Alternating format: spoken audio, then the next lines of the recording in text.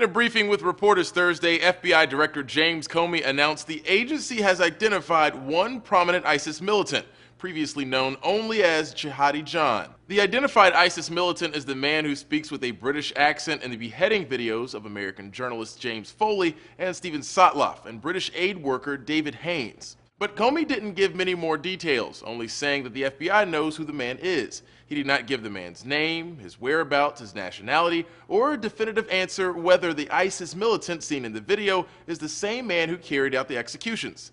Last month, The Guardian reported the masked man was the head of a group of British fighters in Syria and was also one of the main negotiators for hostages. A few days later, British ambassador to the U.S., Peter Westmacott, said the British government was close to identifying the man. We're not far away from that. The Washington Post said since then, U.S. intelligence has ruled out at least one person who was believed to be the masked executioner, a rapper of Egyptian descent who traveled from London to Syria last year. The Post added authorities have been using voice analysis to try to determine the killer's identity, but another U.S. intelligence official said the FBI was able to identify the killer using other means. And while the U.S. and other nations continue to move against ISIS, CNN points out bringing the executioner to justice means one of two things. Either he would be brought to justice on the battlefield or in the legal system. Comey said the FBI's focus isn't just on the supposed killer, but also the more than 100 Americans who have reportedly traveled or attempted to make their way to Syria.